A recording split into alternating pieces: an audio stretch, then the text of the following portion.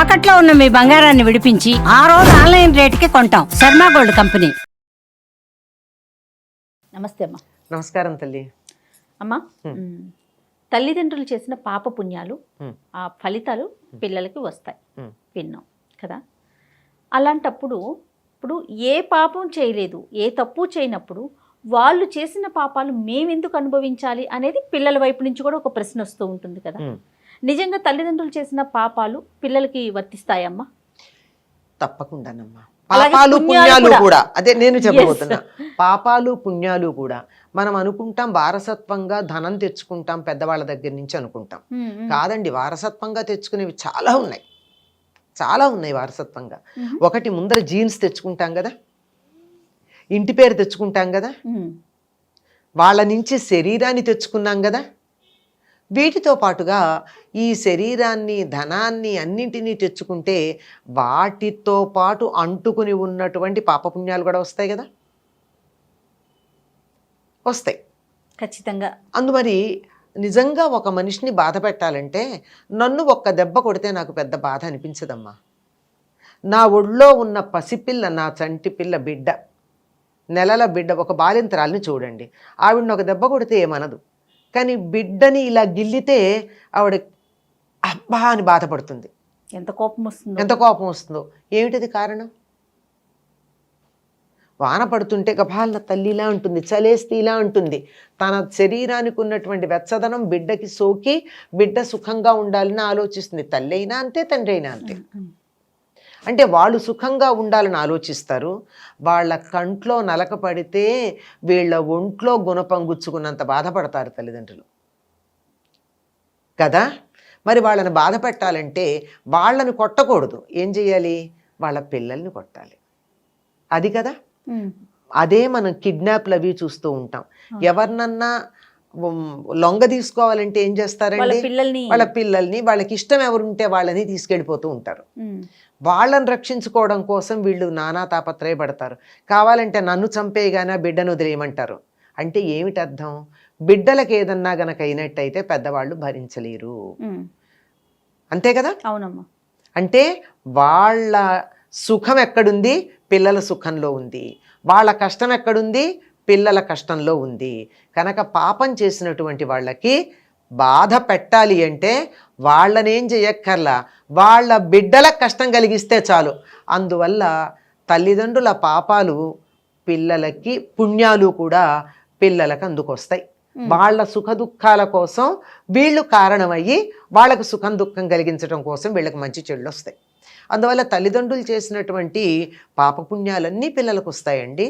తండ్రి బ్యాంకులో అకౌంట్లో డబ్బు వేసి చనిపోతే ఆ డబ్బు పిల్లలకు వస్తుందా లేదా? ఖచ్చితంగా పోట్లాడుకొని మరి తీసుకుంటాం.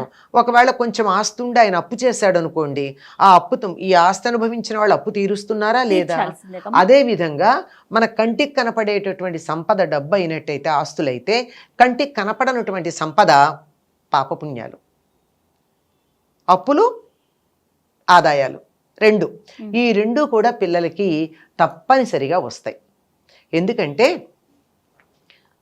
ఒక పుణ్యకార్యం కానీ పాపకార్యం కానీ చేసేటప్పుడు చూసినటువంటి, చేసిన వాళ్ళకి, చేయించిన వాళ్ళకి, ప్రోత్సహించిన వాళ్ళకి, చూసి సంతోషించిన వాళ్ళకి అందరికీ కూడా పుణ్యం కానీ పాపం కానీ ఫలితం ఉంటుంది అని చెప్పారు.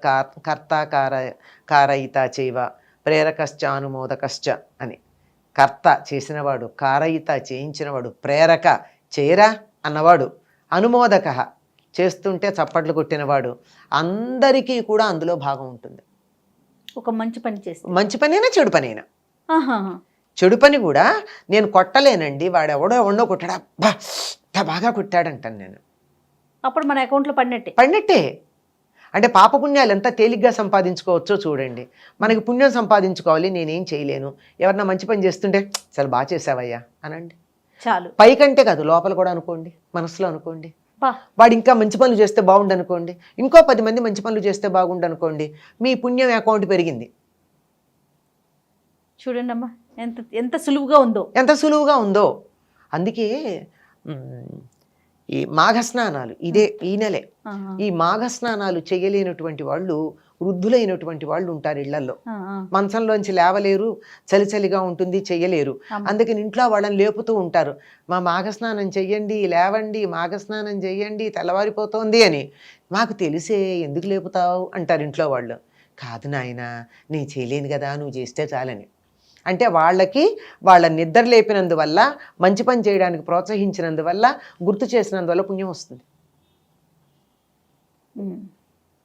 సంప్రదాయమైన కొన్ని కుటుంబాల్లో తప్పనిసరిగా చేస్తారు ఇంట్లో పెద్దవాళ్ళు, వాళ్ళు చేయలేని పనులు. కనుక మరి ఇంత తేలికగా వచ్చేటటువంటి దాంట్లో ఇవాళ ఎవరో ఒక తప్పు చేస్తే చూసి నేను ఆమోదించాను, నేను భౌతికంగా చేయలే, ఆమోదించా, సంతోషించా, చప్పట్లు కొట్టా. అందువల్ల నా కొడుకో కూతురో బాధపడుతుంటే చూసి నేను వాళ్ళు బాధపడాలి. నేను చేయలేదు కనుక నాకు రాలేదు బాధ, చూసి సంతోషించాను గనక చూసి బాధపడాలి. ఎంత బాగుందమ్మా మన సిద్ధాంతం. కర్మ సిద్ధాంతం మనం పెట్టిన సిద్ధాంతం కాదు, కర్మ సిద్ధాంతం. భగవంతుడు ఏర్పాటు చేసినటువంటి సిద్ధాంతం ఇది. దీన్ని అర్థం చేసుకుంటే మన ప్రవర్తన ఎంత బాగుంటుందో. ఇతరులను చూసి మనం బాధపడేటటువంటి ఈ పరిస్థితి ఏదైతే ఉందో, దీన్ని దీనులు, ఆర్తులు, కష్టాల్లో ఉన్న వాళ్ళను చూసి మనం గనక వాళ్ళ పట్ల సానుభూతి ప్రదర్శించినట్టయితే, పూర్వజన్మల్లో మనం ఏం చెడ్డ పనులు చేస్తుంటే చప్పట్లు కొట్టామో ఆ పాపం పోతుంది. చేసే ఉంటాం కదా ఎప్పుడో ఒకప్పుడు. ఎంత కబుర్లు చెప్పండి, నేను ఎంత మంచిగా ఉన్నా ఎవరో ఒకళ్ళు నాకు హాని చేస్తే నేను వాళ్ళని ఎదుర్కోలేక ఇంకోళ్ళు వాళ్ళని కొడుతూ ఉంటే, నేను చేయలేని పని వాడు చేశాడు రా ఆహా అనుకోకుండా ఉండుంటామా? కాదు. మరి అట్లాంటి వాటి యొక్క ఫలితాలన్నీ మనకి పోవాలంటే ఏం చేయాలి? ఎవరన్నా దీనులు, ఆర్తులు, కష్టాల్లో ఉన్న వాళ్ళు ఉంటే వాళ్ళని ఆదుకుంటే, వాళ్ళని చూసి అయ్యో పాపం, అబ్బా ఎంత కష్టం, ఎంత ఇల్లు లేకుండా బాధపడుతున్నారా, వానల్లో తడిసిపోయారా. ఇప్పుడు మొన్న జరిగినటువంటి సంఘటన ఉంది కదా, అగ్ని ప్రమాదంలో ఎంతమంది ఇబ్బంది పడ్డారు, అయ్యయ్యో అని సానుభూతి చూపించి వీలైతే వాళ్ళకు కొంచెం సహాయం చేయండి. అంచేత మనం అవేం చేయలేదనుకోండి, మన పిల్లలకే అటువంటి కష్టాలు వచ్చి చూసి మనం బాధపడతాం. తప్పనిసరిగా ఆస్తులే, మనం చేసిన పాపపుణ్యాలే ఆస్తులుగా మన పిల్లలకి అందుతాయి. అందువల్ల మనం చేసినటువంటి పాపపుణ్యాలు మన పిల్లల రూపేణ మన కంటి ముందు కనపడతాయి. అంతే అంతే, అనుమానం ఏమీ లేదు. కాబట్టి మంచి పనులు చేయాలి. ఇప్పుడు ఇంకో మాట అడిగారు ఆ అమ్మాయి, పిల్లలు ఇంకో మాట అడిగారు మీరు, పిల్లలు వాళ్ళు పాపపుణ్యాలు చేస్తే మేమెందుకు అనుభవించాలి అనుకుంటారు కదా. ఏం పుణ్యం చేసి నీకేదన్నా బోల్డ్ ఆస్తి, అందము, ఆస్తి, చదువు, సమాజంలో పదవి ఇవన్నీ ఇస్తే నా తల్లిదండ్రులు చేసిన దాన్ని నేను ఎందుకు తీసుకోవాలి అనుకుంటున్నారా? లేదు కదా. ఏదన్నా కష్టం వస్తేనే అనుకుంటున్నారు కదా. అని చేత కొంచెం ఆలోచించండి, అదొకటి.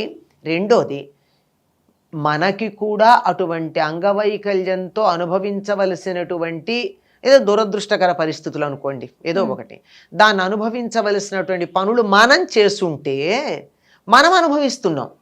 మన్ని చూసి వాళ్ళు అనుభవించటం ఎంత ఉందో మనం కూడా అటువంటివి చేస్తేనే వస్తుంది. వాళ్ళ కోసం రాలా మనం. అవును అవును.